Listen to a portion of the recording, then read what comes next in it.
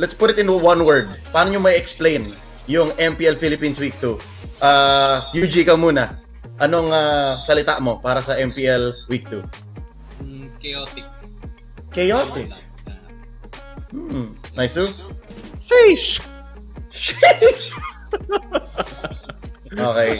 Ang word ko ay bangga. Yun na lang. Bangga. Yun ang word ko for week number 2. Kayo guys, chat. One word to explain and describe week number 2. Put it in chat, alright? Let's look at the standings. Ano nga bang itsura ng scoreboards natin after week number 2? Sino bang umangat? Sinong bumaba? At sinong nahihirapan pa rin? Echo stays on top. Still undefeated. Pero may isa silang talo sa TNC. 1 game lang. RSG, NXPE, TNC, Onyx, Blacklist, Omega, Bren.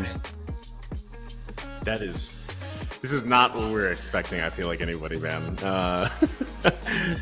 Just completely different from our preseason standings and rankings as well, you know? Sobrang na-jumble eh. Super team is real. Super team is real. UG, ikaw, did you see this coming? Super team is real ka rin ba? Naniniwala ako super team. And expected ko rin, actually ito talaga yung ni-expect kong mangyari itong MPL 9. Yung Champions curse is back talaga. Mabigat eh, no? So, wait lang, real quick. Pa-explain nga sa amin from your experience. Anong feeling nun nung pumasok kayo season 2 after winning season 1? Mabigat ba yun? Hindi naman ganun kabigat, pero kasi yung yung objective and goals nyo na-accomplish nyo eh. Before kasi coming into MPL Season 2, nag-champion kami ng MEC, which is that time yung largest tournament, diba? Southeast Asia. So, siguro nakamit na rin namin yung goals namin. Tapos after nun, nag-lilo din talaga kami. And naglaro kami ng ibang games. We try to explore everything since nakakuha na kami ng championship title. And malaking factor yun kasi hindi na kayo masyadong tutok talaga. Ayun, kumbaga, wala na kayong parang naubusan kayo ng goal eh. Naubusan kayo ng motivation to play. Diba? Nawala na yung gutom nyo. So, this shows perfectly, as you can see.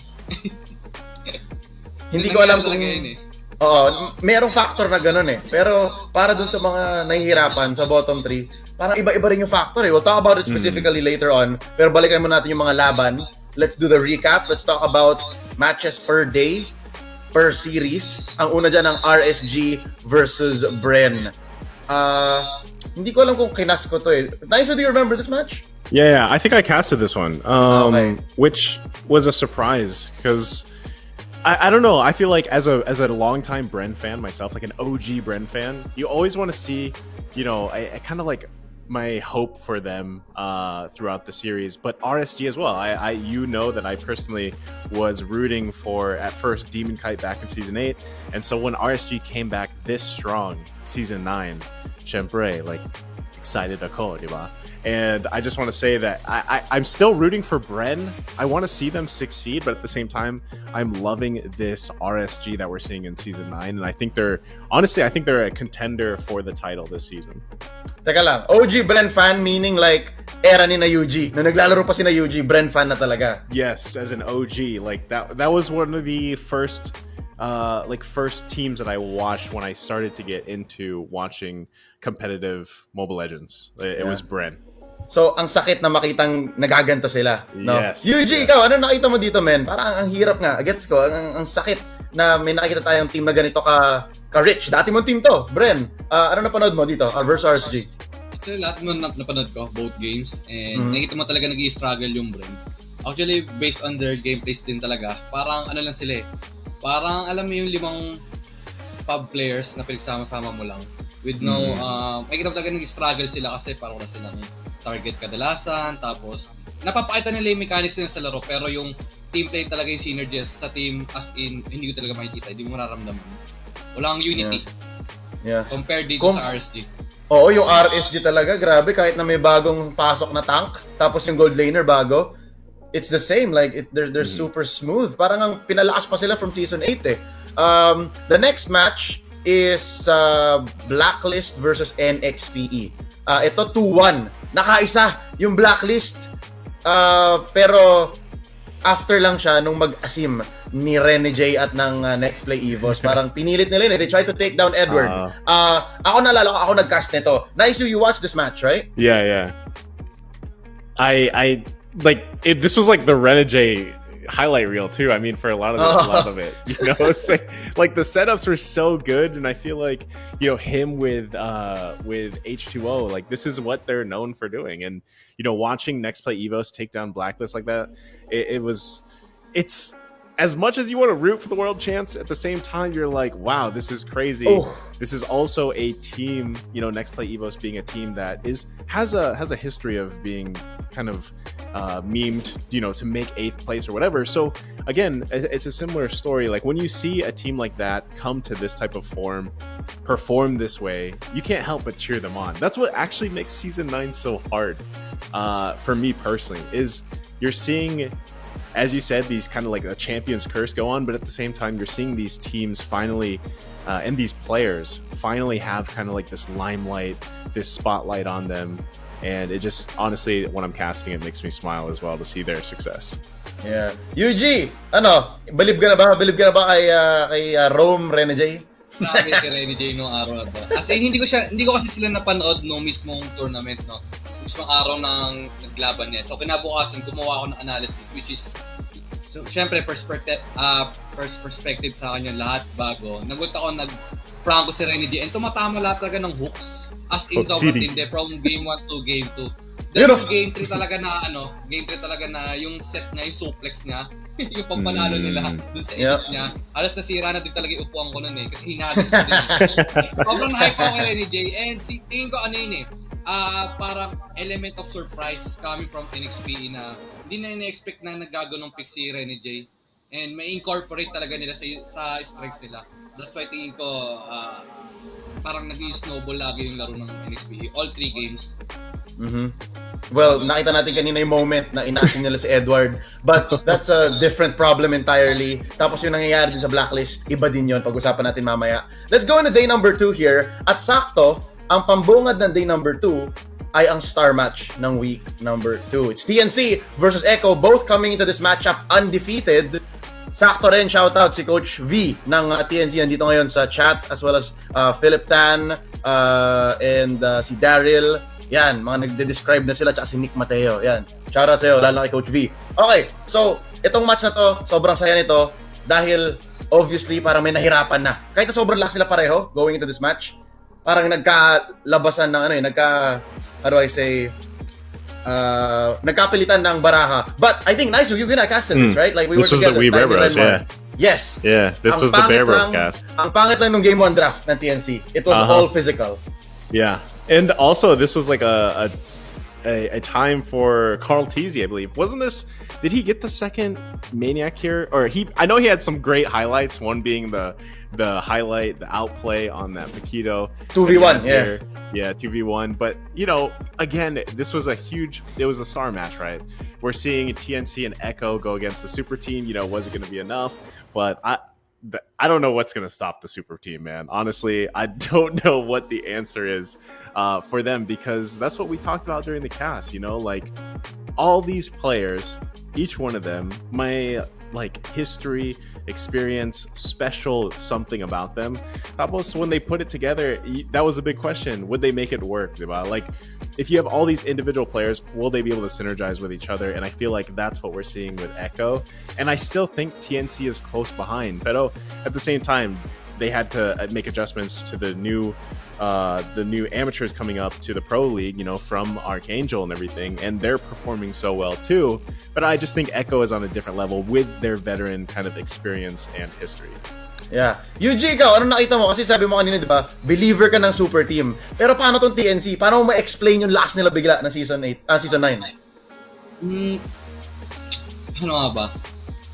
Yung naglaban kasi tong Echo sa TNC, ano to eh, parang battle of the mechanics talaga. Makikita mo talaga action pack, then ang daming small details na gusto ko talaga ipaliwanag sa viewers ko noon na sobrang mechanical talaga siya, as in yung nakakatawa din sa 2 teams ito. And tingin ko naman Echo nag-top out pa rin with a score of 2-1, meaning na mas maganda siguro yung synergy nila or mas maganda yung naging drafts nila. Either way, para sa akin almost balanced talaga itong 2 teams na to. And yung strengths tingin ko dito ng TNC is very reliant on their core, which is the SD or C2 dati. Ayun yung pangalan niya. And sobrang lupit and sobrang proficient niyang mag-jungle. As in, almost 3 turtles ata sa isang game nakukuha ng TNC. And malaking bagay yun talaga para mag-snowball yung team. Ang galing niya talaga sa mga objectives. Alright. Definitely, matagal naman na si Chu sa liga. So parang pagaling lang siya ng pagaling. Bata pa yan si Chu. I think he's about to turn 19 this year. The next match, TNC Echo, again nanalo ang Echo dito 2-1, is Onyx versus Bren. And again, nahirap na naman ang ating world champions dito, Bren Esports. Na-sweep sila dito ng Onyx. And nagkast yata ako nito. I think I casted this one. And ang masasabi ko is hindi lang din siya mechanics nasa draft din I don't know. You guys agree? Draft, meron nga ba talagang issue din sa draft ng Bren? I know, like, we've had conversations about this on the English desk quite a bit. Their draft, I feel like they're trying to find out what works for their team, because like with what UG said here, it's like they're all individually playing a game as if it's almost like an RG. So in a way, it's like, how do you form a winning team composition with this? And they're trying to find that out in the draft, which is the first step, right? Like the first step is the draft. But at the same time, you could see also, I know we're not there yet, but day 3, like you could see some life forming and some hope forming with Bren. I think, again, it's just taking them a lot longer here to find that synergy. And so, yes, the draft, but also their own team synergy is exactly what they're lacking here. Ano say mo sa draft ng Bren, UG? May opinions ka ba? Actually, yun din yung main issue din regarding sa Bren. Napapansin ko rin talaga natatalo sila sa first 3 picks. Ano ba? 3-3 na mag-first pick na kayo. And kapag pinag-match up mo yung 3 versus 3 na yun ng heroes, laging talo ang Bren. Most of the time sa mga analysis ko sa kanila. And, ayun, drops pa lang medyo lugi na. So, mahirap talagang i-input palalo sa game yun. Diba? Kadalasan alam naman natin na drafting phase pa lang, nag-decide na yung outcome of the laro. And if you cannot win on the drafting phase, it's much more into the game. Yeah. Parang parang papasok ka ng giyera na wala kang armas. So, it's very difficult. So, I think this helped also yung momentum ng Onyx dahil nakabawi sila.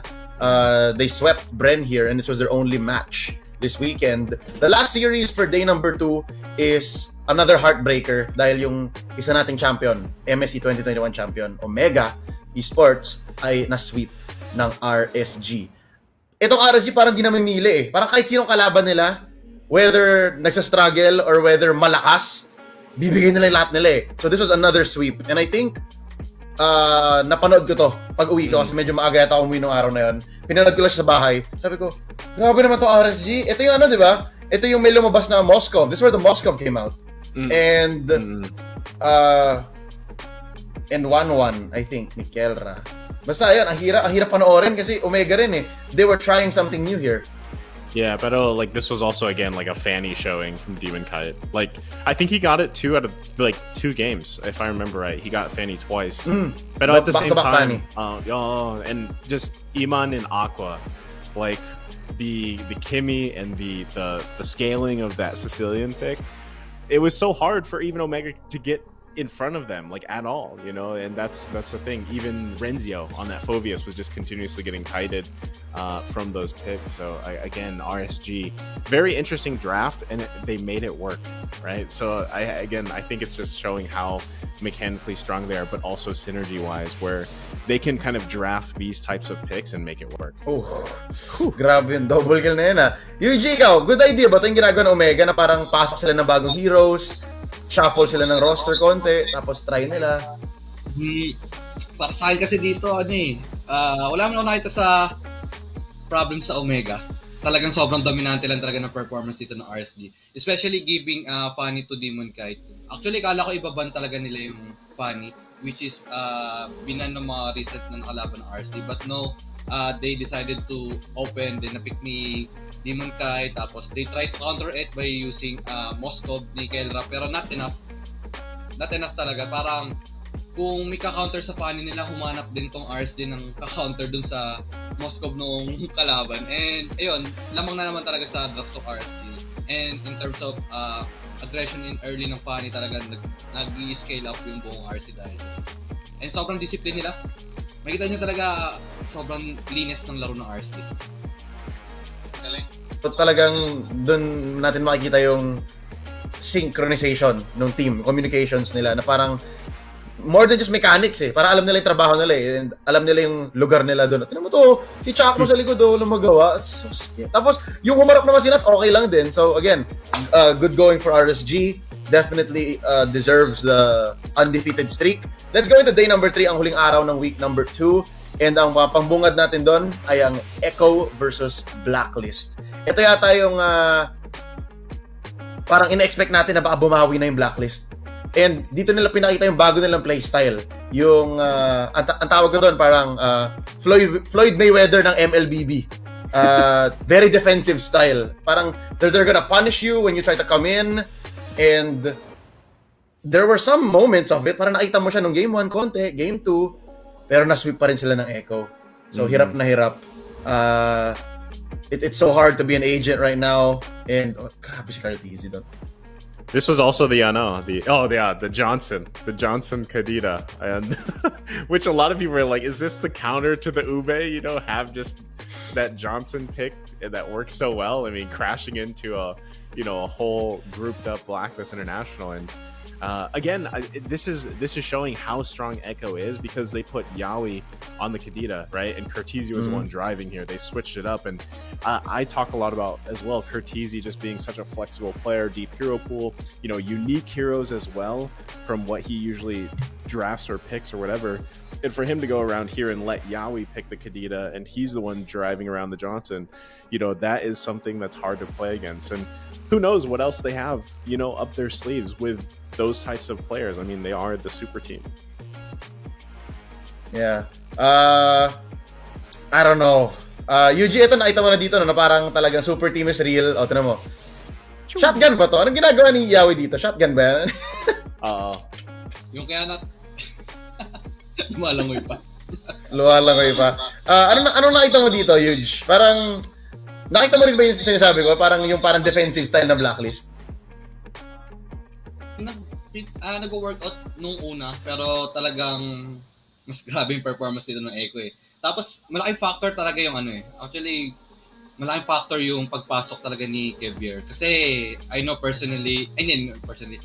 Kevier, no? Alam ko yung playstyle niya, napapanood ko siya dati, and more on Assassins din talaga siya. Then, you suddenly incorporate an Assassin player na parang sa isang team na hindi naman nag-a-assassin dati yung core nila. That parang huge changes dun sa team play ng buong Blacklist yun. Si Wise di naman siya nag-assassin dati, tapos magpapasok kayo ng parang isang assassin na player dito, and parang hindi pa ganun siguro nagsisync yung possible na dati, hindi pa makakita talaga ng Blacklist ko ano yung pinakamagandang setup with their bagong core nila ngayon. If dapat bang pagamitin ng assassin, kasi mas sanay sila na na yung core nila dati is more on marksman fighter player na more on laging dikit-dikit sila with the Uber strat. But hindi yun, parang hindi yun yung parang playstyle nung bagong core nila. So, I think more adjustments pa rin. Yeah. Pero in this laban nila sa Echo, they show promise talaga na give them 1 week or 2 weeks. I think makakukuha nila and gagapang pataas ulit yan. Okay, alright. So, yung pagpasok ni Kevier, yung kanyang, yung kanyang adjustment time, kulang ang 2 months. Kasi mag 2 months na tayo, di ba? Simula nung ma-announce siya. Tapos, siguro 3 months, sabi mo nga, maybe 1 or 2 more weeks, baka signs of life, baka makabawi ang Blacklist. Okay, alright. That's optimistic. And ito na yung finishing touch. Boom! Grabe, wipeout. Naisu, chat is suggesting that if you agree with something, you say Omsim. Omsim. Yeah, all right, Omsim. Last series, next play Evos versus Bren. Ito mahirap din to kasi hindi na naman nakaasi ang Bren Esports dito. And at some point hindi ko na rin mabasa eh. Parang patong-patong na yung factors. And dito rin yata biglang pumasok si Lusty. Ayan, pumasok si Lusty at saka si Jome. Yuji, my question for you. Ano sa tingin mo yung naging factor? Bakit biglang pinasok si Lusty and Jome? Siguro they are trying for miraculous na synergy bigla, 'di ba? Kasi in the midst of the match bigla mo ipapasok yung parang reserve players mo. Parang huge adjustment na naman yun eh. Unless nakapag-practice kayo si scrims and practice nyo yung scrim nyo with Jome and Lusty, which will be a good thing. Pero siguro they tried na magkaroon ng element of surprise. Biglang baka may unknown pocket hero tong si Jome and Lusty on the making and to surprise S3E. Pero ayun, tingin ko hindi naman nag-workout, especially with this draft. Draft pa lang talo dito agad yung brand kasi with the Kimi Retry, ang hirap din talagang i-execute yun. Maganda lang i-execute ang isang Kimi Retry kapag walang talagang aabos sa kanya, pero with the Sicilian pa lang, medyo na-counter na agad yung buong NXP doon. Yeah. For me. Yeah. See him. You know, I was gonna say this about this game because I was casting this, and you know, the first game when Bren was playing, like a similar thing with Blacklist, like it was looking promising. Like there was some promise there with their game one. It's 6 to 9, yeah. 42K. Exactly, and you know, that's why I was surprised when they put in Jome and Lusty as well for game 2, because I felt like that took the momentum that they kind of were building in game 1, and it kind of reset it. Like that's how I felt about it personally. And again, they are facing against Next Play Evos, who is doing very well, and you know, I would like to see Bren just find something that works, is showing signs of promise for them to be able to work here, because this is really what a lot of those teams right now that are finding it a hard time to find a victory, it's like they're struggling with finding out what a combination of players works well together, or like a synergy, and then also a plan, right? A draft plan or a team composition plan.